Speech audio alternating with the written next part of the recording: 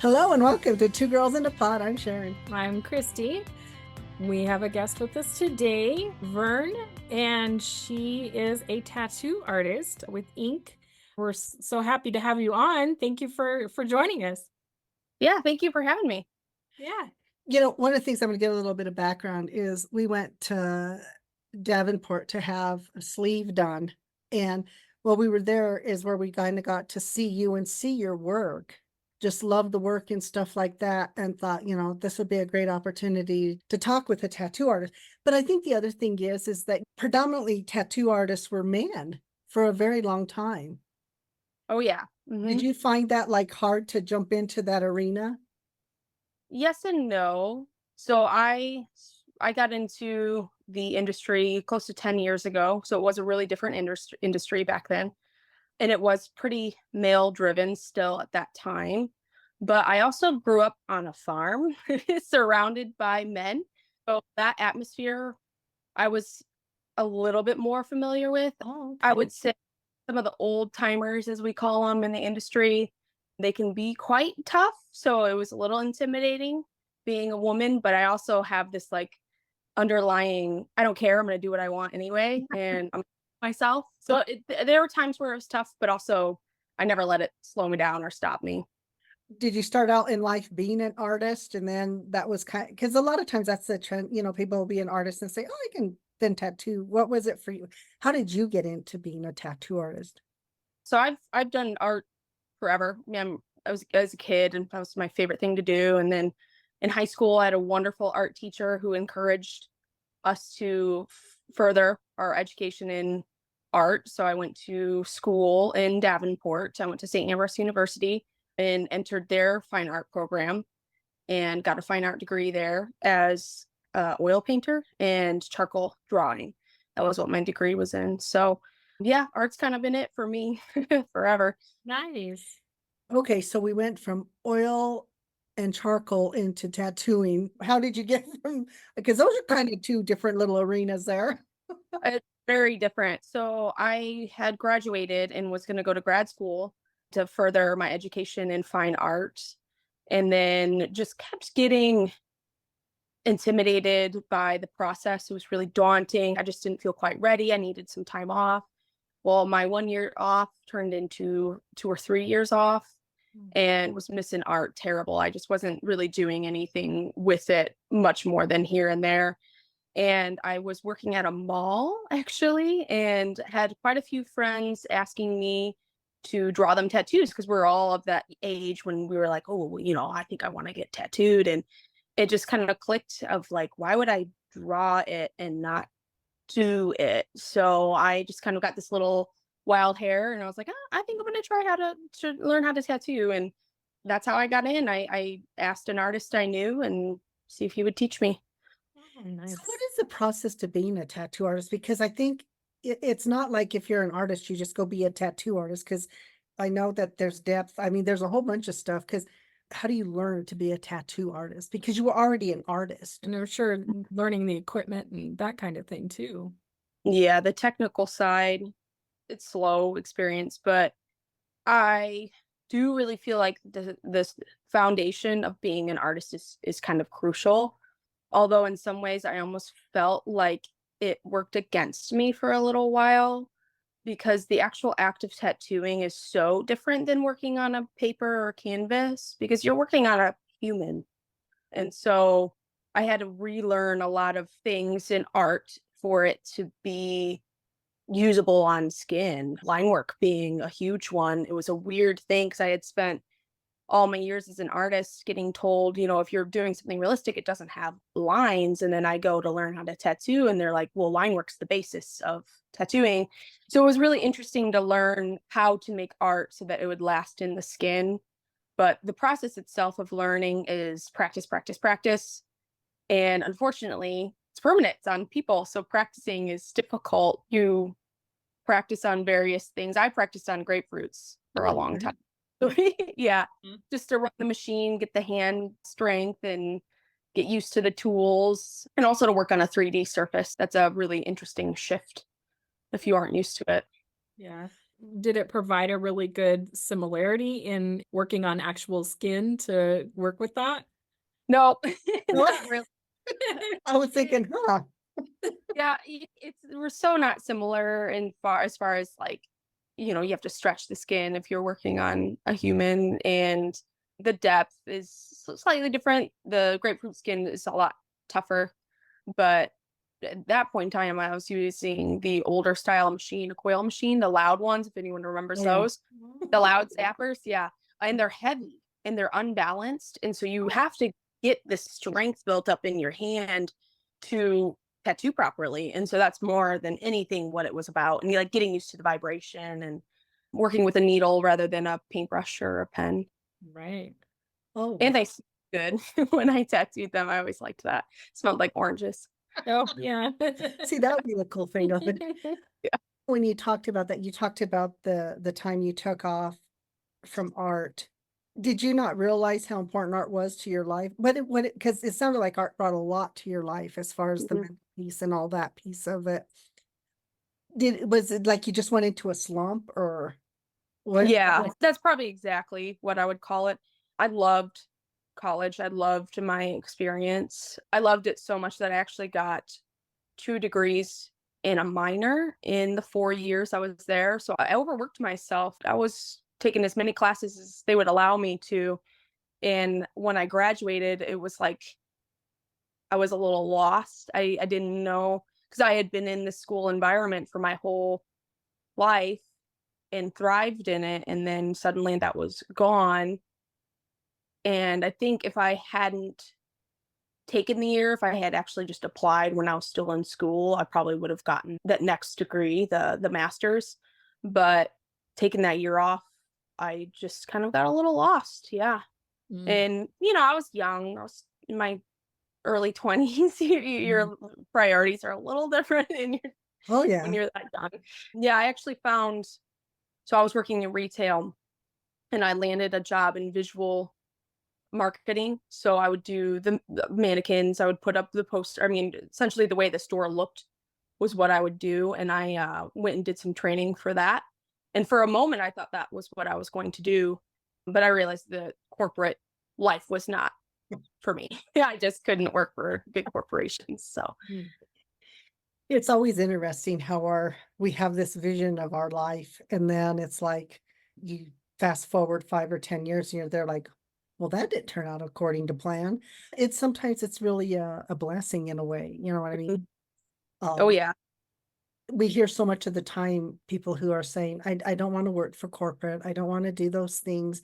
They'll like certain aspects of the job. So I'm guessing for you, you liked the creative piece of it because it's still Mhm. that's still a very artistic process for you. Yeah, I loved putting together outfits and clothes, and I was really into the place I was working. I loved helping customers put together outfits down to the jewelry. So like I that part I did love. And there was a woman who did our visuals. She was like corporate visuals. And she came and worked with me a lot. And I actually thought she was very cool. She was very stern and a little scary, but she took the time to teach me how things were done in that sort of job field. And I respected that. I thought that was really cool. So there was definitely some positives in it. And honestly, I don't think I would be as half as good with my clientele now if I didn't have that time in retail because it taught me how to talk to people where like I never had to do that before. So there was a lot of good that came out of it. That's really actually kind of a neat thing because I don't think sometimes people will be in jobs and stuff and then what is kind of when they're done, but they don't take that moment to realize what knowledge they gained from it. And you're at least able to see, oh yeah, it did teach me how to talk to people because in essence, that's what you're doing. You're selling your art, you're selling Mm. your product, which is you. Yeah, and when you think about it, if you're doing a large scale piece, you're spending a lot of time with that person day in, day out. And so you Mhm. aren't fostering a comfortable environment for everyone. It's gonna be not fun. Right. So how long have you been tattooing? I just looked, so I was like, I know that question's gonna come up. And I knew I was between 8 and 9 years. So I did my first tattoo August 2015. So it'll be 9 years in August. Oh, wow. Okay, cool. Yeah. When did you realize this was going to be your career? Was there like a pivotal moment where you said, this is it? I don't think so. I think it was more of like a slow burn for me. It gave me something to work towards again, which is why I think I liked college so much. It gave me a goal of like, I want to be better. I want to do better. I want to try this. I want to do this. I think it just more like snowballed or domino effect of me constantly trying to be better and get better over the years, where it's just the drive has gotten more and more of, yeah, what can I do next that's bigger, badder, cooler, Yeah. more beautiful. What a great way to find your niche, though, because you got a lot of experience during that time, and it actually sounds like it's contributing to what you're doing now. So that's cool. Oh, yeah. You know, as you look back on your career, do you have those pieces that you've done that just really stand out and you say, this is what I got? This is why I'm a tattoo artist, because of these particular pieces that have just stood out for whatever reason? Yeah. Moments and pieces for sure. People will often ask if I have a favorite tattoo, and it's a no, I don't, because I always see flaws in my own work. That's just the life of an artist. But there are particular pieces that I look back on of like, wow, I learned a lot, or like that was monumental for me. Thinking back over my career, where it could be a small tattoo, but it was the first time I accomplished something that I had been struggling with. Each tattoo is a learning experience, that's for sure. I was just thinking back, I finished it right before I moved to Maine, a full sleeve of Jurassic Park dinosaurs. Oh, That thing, wow. so cool. It was so cool Oh, and so, wow. yeah. So, do you do a lot of custom tattoos for people? Yeah, oh yeah, yeah. At this point, everything I do is custom. Yeah, I mean, unless it's like my own drawings too, of course, which people will get. But most people come to me after viewing my work and seeing that I'm the right artist for them, because I have a very specific look to my tattoos. And so they'll be like, this is what I want in your style, sort of thing. What would that style be? Yeah. How would you describe your style? I'm kind of in between. I consider myself fine line, black and gray realism, illustrative realism, because I can do full realism thanks to Dustin. He's taught me. Oh, it's phenomenal. I really like to bring in that illustrative realism side to it, where it might have some ornamental, it might have some line work, rather than just full bore realism. Not that that's not amazing too, but as an artist, I like to add in a little something different to it. Well, I follow you, and that's why, and I see your work in progress and then the finished products and stuff, and just phenomenal work. And I understand when you put it that way, I was there like, why would you characterize that? Because some of your work can have that realism, and then you throw in that little bit of extra, like you said, that ornamental kind of piece to it, which is really an interesting way to bring art together. Can you walk us through kind of your creative process when you're designing a custom tattoo? Yeah, so I'll get an email. We have a little form for people to fill out, and it just kind of asks a few questions of, what are you wanting? Where is it going on the body? Roughly what size? And then any reference photos. I love reference photos because it gives me like a little bit of a window into what my client wants. It's hard to tell because a lot of times I haven't met this person. So then I kind of browse through all of that, try to get a vibe for the project. And then if it's anything that I can do my own research on, I usually actually do. If it's like a Norse god or something like that, I get those occasionally, or like a Greek god, I'll go and look them up. What could they possibly be holding? What else is involved with their story to make it just that much more, unique. Mhm. Or like the botanical, I'll go and look it up online and see what they look like. A lot of times I strongly refer to botanical illustrations because they're, to me, like a super accurate depiction of the floral without like it being kind of confusing of like, oh, what is this part? Because it's a illustration, it's a botanical illustration, so it's going to describe a lot of what's going on. And then I get on my Procreate app and get to drawing. I use a lot of body part reference. So if it's going to be like a sleeve, I'm going to pull up an arm. I like to do like a thumbnail sketch or like a rough scribble sketch of the layout of like, okay, so this is here and this is here. Does that work? And then I kind of move things around in that before I actually start to detail out the piece.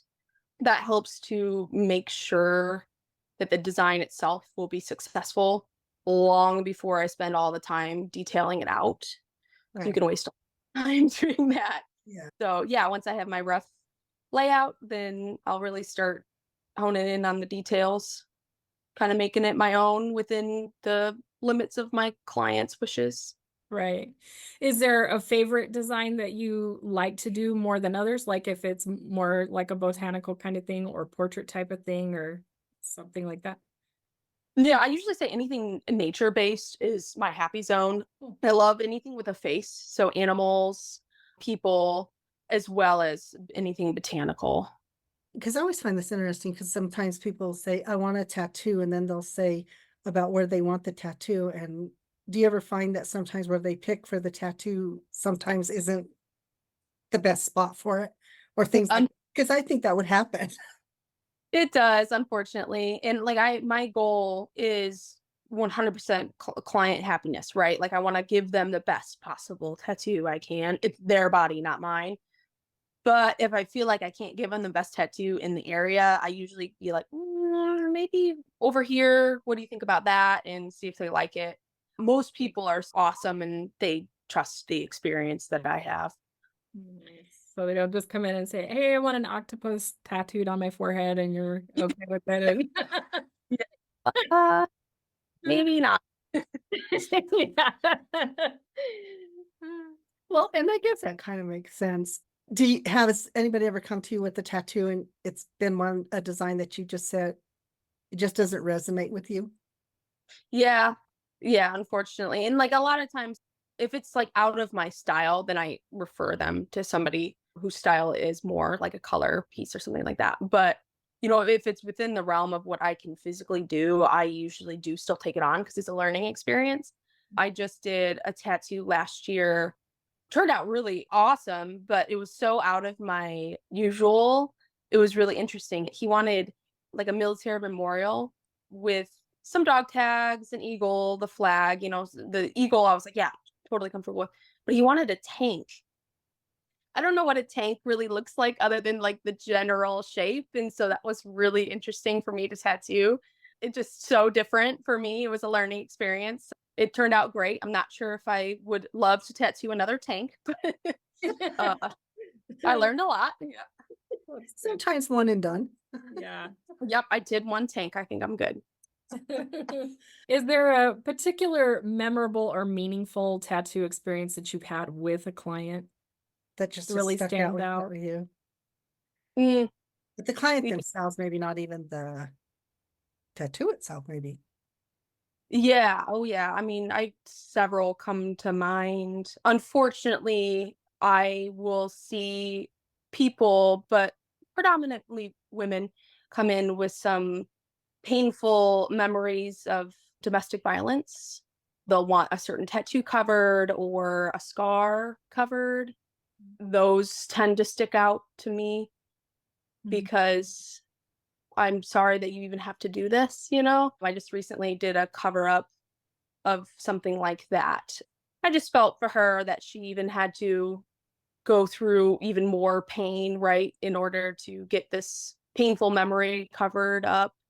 My heart goes out to anyone with that. And I actually do a discounted rate for any domestic violence cover up or anything like that, as well as unfortunately there is a thing with sex trafficking. Well, they'll tattoo certain things on women.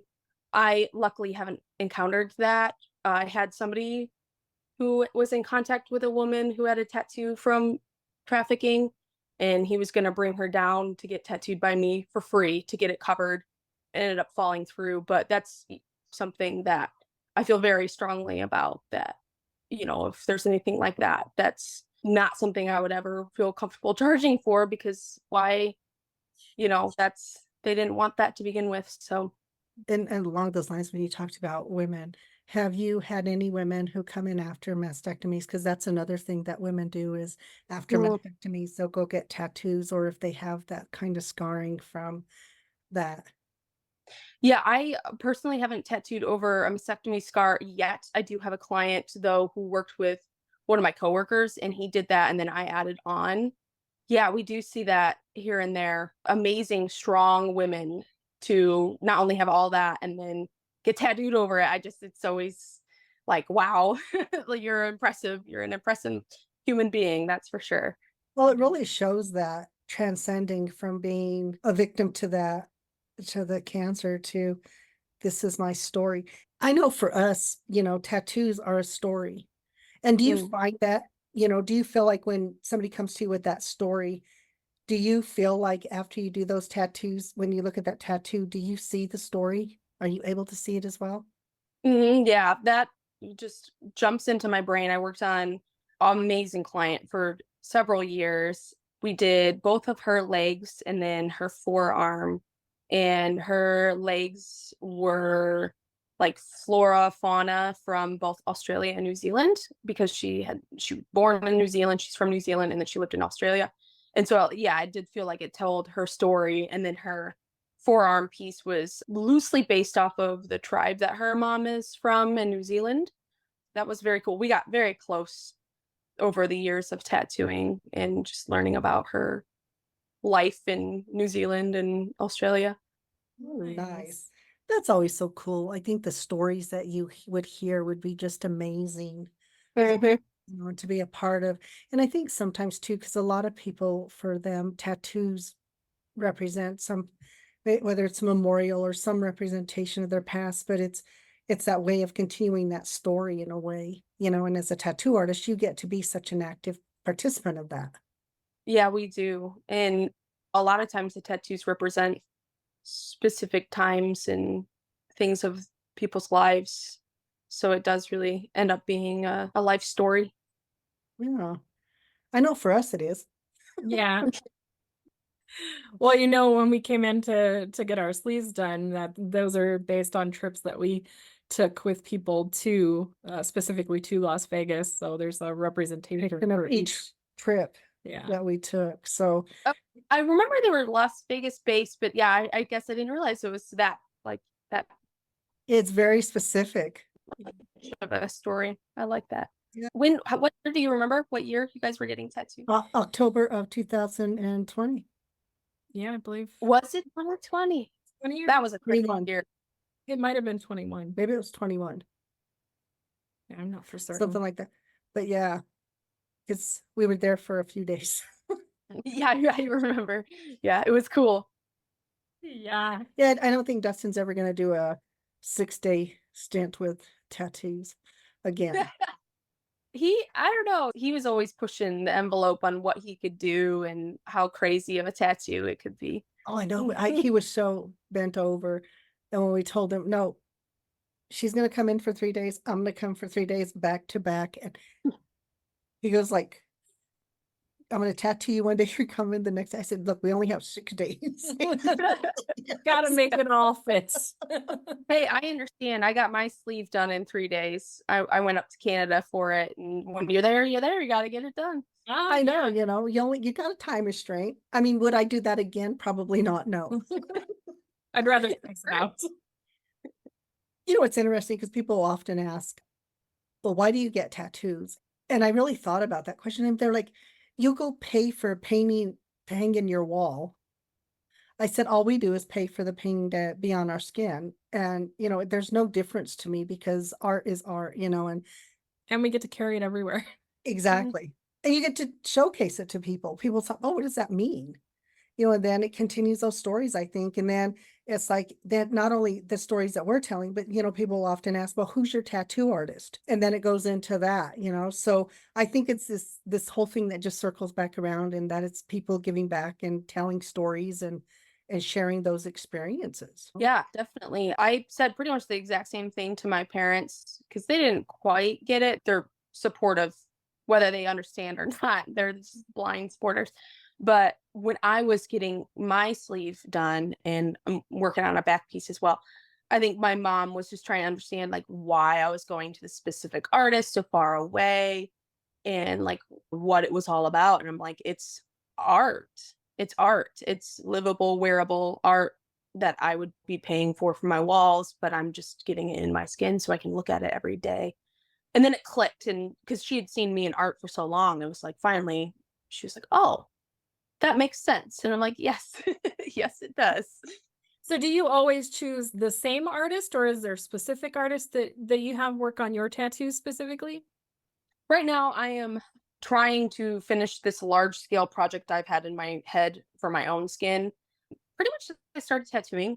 So right now I'm going to the same artist, Raf Simo. He's awesome. He's in Canada, in Winnipeg. So my vision was I wanted my right sleeve to connect to my full back, to connect to my full left leg. So it goes across my body, but essentially I wanted it to be one flowing work of art, which is why I'm going to the same artist because I want it to all look the same. And then when I finally finish that project, I will probably branch off and find some new crazy project that I want to get tattooed on me. We have my leg up next. So I'll probably do 3 days in a row on my leg to get a full leg sleeve. So Nice. And I think yeah. that's interesting too, because, how did you research and find, and for, tattoo artist to tattoo artist, I think is interesting because how did you find that artist? What resonated with that artist with you? It was years ago. I think I followed him when I first started tattooing. He was up on my like discovery page or whatever on Instagram. And I just stopped. I was like, wow, I'd never seen tattoos that looked like that before. And I mean, granted, this was, 8 years ago. I feel like the boom in Instagram for tattooing has changed a lot of things, but I had specifically never seen ornamental work like his. And so I just became a big fan. I'm just a big nerdy art fan. I was like, oh, this art's so cool. His art's so cool. I finally got brave enough to email him when I felt like I was ready for it. At the time, I thought he was in Berlin, and I was like, I don't care. I'll go. I'll go anywhere because it's just was beautiful and it was perfect and it was everything I had envisioned for my skin. And that's the thing, researching your artist is so important because you got to find somebody who's going to fit what you want instead of trying to make a person that is in your hometown just fit into whatever you want, right? Find the right person for it. Obviously, it's expensive to travel and all that, but for me, it was worth it. Luckily, he was in Winnipeg and not Berlin, and I didn't have to go quite as far. But he ended up, I was so nervous because this is like, I mean, he has 60,000 followers on Instagram. He's like been tattooing 20 years in Europe. He's kind of a big deal. And I go to meet him, and he's just the most humble, chill, cool person ever. My 3 day of tattooing, I was like, I could have sat for 4 or 5 just to listen to him and learn from him. And I've since gone back for my back, and then this piece here. It's just, as if no time had passed in between. Just a very awesome tattooer. Oh, Yeah. that's cool. So in all of you know a lot of artists in that, and you know that there's been artists that have had their own shows and stuff. When you look at the artists that you've worked with in that, and you see the ones that have had their shows in that, what do you think when you see that? Do you think, man, I know this person, they should have had their own show a long time ago? Yeah, kind of. Well, okay. So the Ink Master thing, I have a love-hate relationship with Ink Master, as well as like Kat Von D's show, because they brought tattooing into our homes. They made tattooing. I think it was a huge deal for the industry Mhm. that those started to become so popular because it made tattooing much more approachable and Right. not like, only hard, tough prison guys get tattooed. Suddenly like you see anyone getting tattooed and it's more like of an open environment. But those shows are crazy.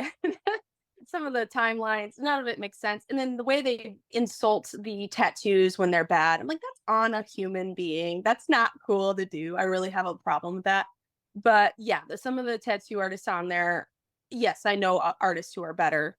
Dustin was actually going to be on Ink Masters, I think, for a little while. And then something happened. I can't remember where he ended up not going. But through the years, I've known several people who have like made it almost onto the Ink Master show.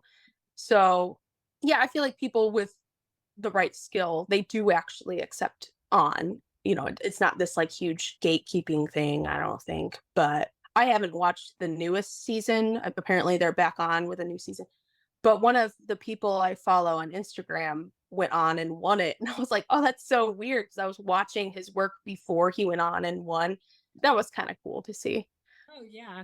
So that's what I was wondering about is what do you thought about the quality piece? Because I know that they always incorporate a lot of drama and stuff. I think that's like for entertainment value in that. But as far as the quality of the work and stuff, it's really cool that you've known some that have gone on to do that. That's really neat. Yeah. And I would say the people who end up winning, fantastic artists. Like I remember watching Tattoo Baby when it was she was getting so close to winning, I think 3 seasons in a row, and she finally did. She's a fantastic artist. I've seen her work at the New York Tattoo Convention. She was there, and very deserving of winning. She's a killer tattoo artist, that's for sure. So yeah, I would say that they, even with all the shticks of being on the TV show, they still do pretty good artists on there. That's good. Yeah. And I think it's so interesting because I think the creativity of artists, and how they can conceptualize, and, you take them in, and we just go into Dustin, we go, okay, here's this. I'm trying to think, wonder where that's going to go. And none of it went anywhere, I thought. Well, and how you can conceptualize it is really good. How do you balance your artistic vision with clients' expectations? That's tough. That one still is a current battle. Not that like I'm against my clients or anything like that, but it's always something that you're working to balance. Sometimes clients have different expectations of what can be achieved, and I just have to be straight up. This is too small for how much detail you want. I don't feel comfortable doing it like that. Let me try it a little larger. How do you feel about that? Right? That is always going to be a part of my job in designing. There's a lot of times where people just want lots and lots of stuff into one tattoo. And it's my job as an artist to be like, no, actually, it's going to look better if you just have these 3 things that we can highlight instead. But then again, I'll get clients who give me the vaguest idea, and they'll like, have fun. And I'll design it, and I'm like so nervous. I'm like, oh my gosh, they're gonna hate it. I don't know what they like. I don't even know them. This is gonna be terrible. I come in, show them the design. Perfect. Let's do it. And I'm like, oh my gosh. That one always gets me so excited, but so nervous at the same time. I think when you trust in the artist, and I think that's really the biggest thing, I think when you get, and like you said, research, get those artists that have good reviews, you're looking at their work, they're doing that, because then, like us with Dustin, we're in Colorado, he's in Davenport. This is all just done here, sending pictures here and doing all this. And then we're going to come in and he's going to put it all together, and trusting that the artists conceptualize different than people who are not artists. They see things that we don't see, if that makes sense. That's why they're artists and other people aren't. So it's really trusting in that artist. Have you ever done a piece that somebody just said, it didn't turn out the way I wanted, or, even early on, or? Not physically done that I know of. There may be people out there that, have things that they aren't happy with, and they just haven't told me. Usually we work that through in the designing process. Like, so I schedule time in my days for my clients when they come in and see the design. I'm very open with them. Do you want to change anything now?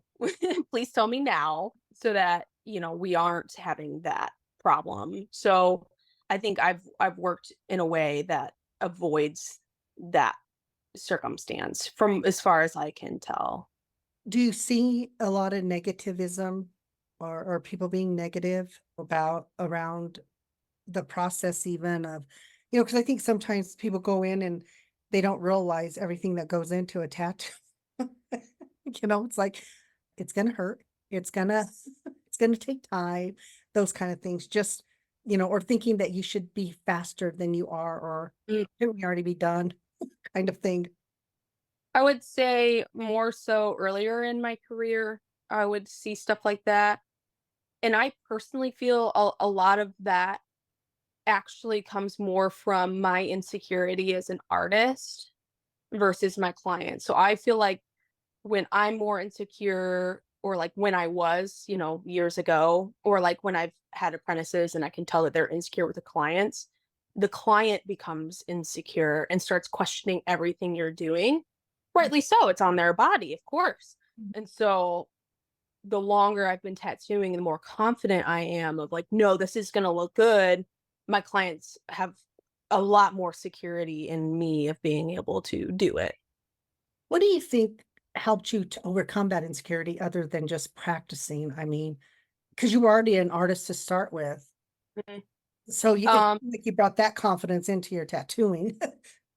yeah, it's taken years. That's probably been the hardest part about tattooing for me. I was terrified for like the first 3 years of tattooing.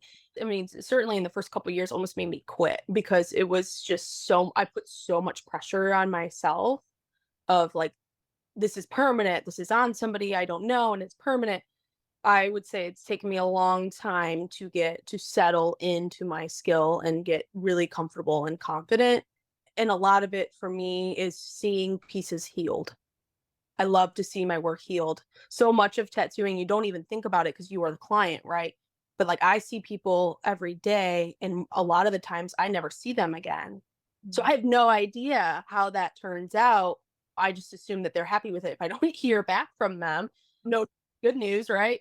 Right. But when obviously I'm happy with it leaving and it looks good, but like the healing and the way tattoos look healed versus fresh is very different.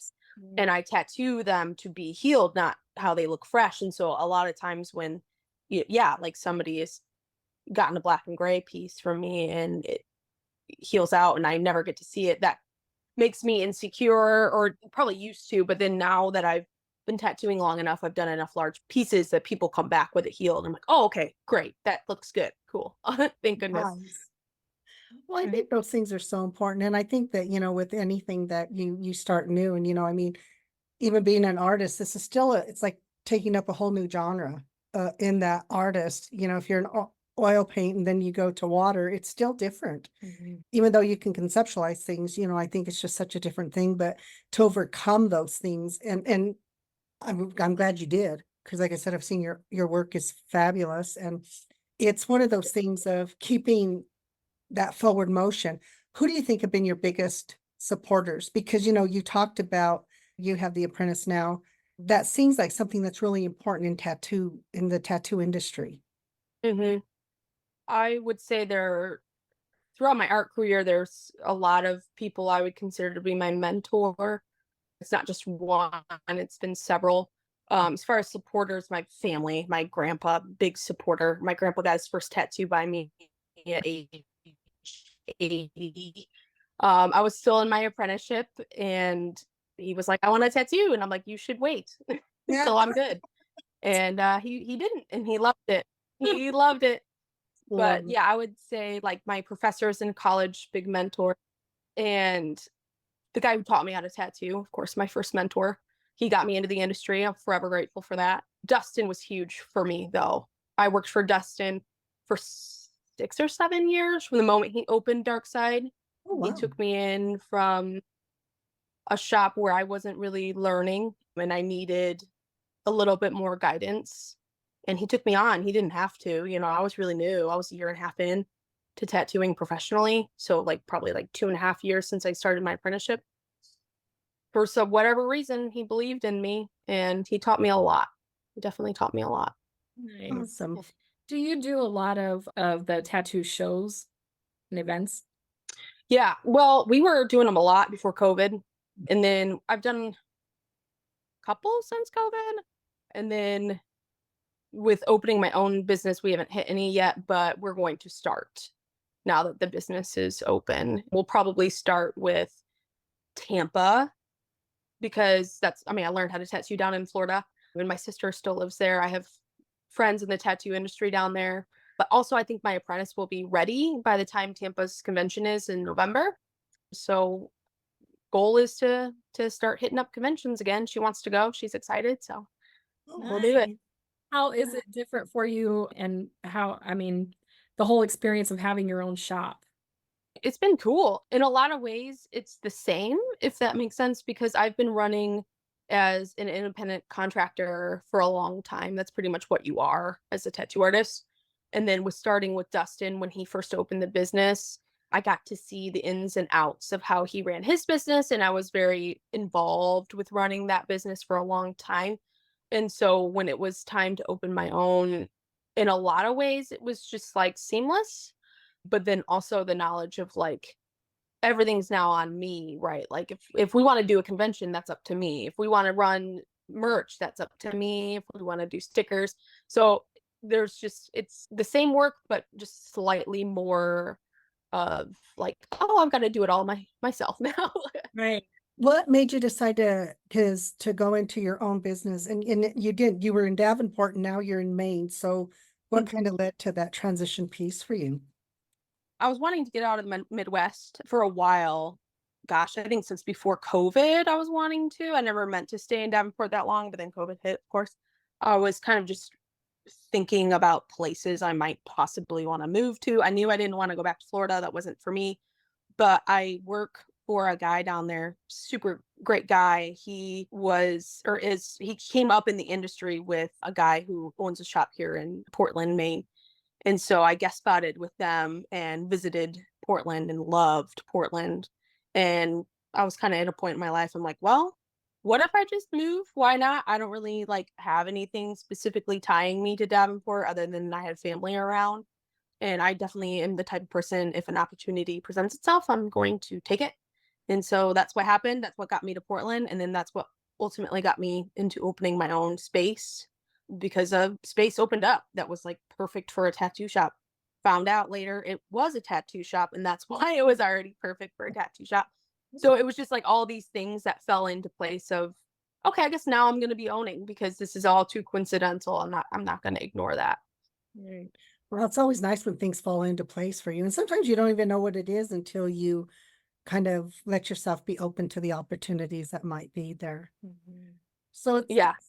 it sounds like it's been quite an exciting journey for you. I mean, kind of moving through this whole process and stuff, which is kind of neat. Do you feel like this is where you're at now is kind of where you're going to stay? Probably not.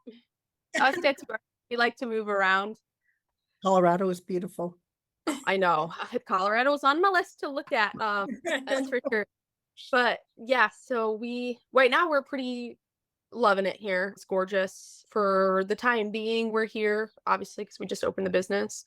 But ultimately, I think my family will call me home. I mentioned earlier, I grew up on a farm, a family farm. So there is some like underlying responsibility and love for that, where I'll probably eventually want to be closer to the family farm. And that's where. That's like an hour straight east of Davenport in Illinois. So it's by Princeton, Illinois, She's off from of the Quad Interstate 80. Cities. Yeah. Yeah, I know there's a Princeton, Iowa, which threw me off for a long time, but Princeton, Illinois. Okay. But it's a small area, right? Like that's the closest town with a stoplight and a grocery store, sort of thing. Yeah. Oh my goodness. Well, it sounds like right now you've found your little spot and it's working well for you. So we're very excited and happy for you. Yeah. So tell us again the name of your shop and if anybody wants to go and take a look at your work and that, where can they find you? Yeah, the shop's Inkni Studios, INKNI. My Instagram is Vern_Inkni. We should have a nice little website up and running that wonderful Chris, co-owner, boyfriend, and does all of the tech stuff. He set up very nicely. So that's where you can find us. Nice. Wonderful. Okay. Now, if somebody wants a tattoo from you, do they book out? Are you booked out far or is it pretty, what does your scheduling look like? Yeah, so I try really hard to keep my schedule approachable. I don't close my books as of right now. I don't like to do that. So I am probably 3 months out. I think I'm booking end of August right now. Okay. Okay. Cool. Wonderful. Do you have a minimum? I mean, Mhm. Yeah, I have a $200 minimum. That's an hour of time. I am focused on large scale projects. So that's part of the reason for the minimum. I like to be inclusive for everyone. So I don't want anybody to feel like they can't get tattooed by me, but I do prefer large scale. So that's why I keep my minimum high. But my apprentice, yay, very soon will be taking on smaller projects with a more reasonable minimum rate. Okay. And you don't just do black and whites, you do also color in that. I do black and gray only. Just Yeah. black and gray. Okay. Yeah. Cool. Yeah. Yeah. My apprentice is probably going to do color. So the shop soon will be offering color. But as of right now, I don't mind doing pops of color, but black and gray is where my happy spot is. Nice. Oh, Okay. wonderful. It has been awesome. And real quickly, Yes. Thank you everyone for listening. You can find Two Girls in a Pod at twogirlsinapod.com. You can also find Adventures of Two Girls in a Pod Life's Journey on YouTube. And you can listen to the podcast wherever you get your podcasts on all platforms. Also, find us on social media, Facebook, and Instagram. Facebook. Yeah. Yeah. And remember, like, share, subscribe. Anyway, Vern, Thank you so we are much. so grateful that you joined us. You know, it's been great learning about this and just really learning about how people get where they are at, you know, and that journey that they take to those places and persevering through, you know, whatever it is one has to do. So thank you so much for joining us. Thanks for having me.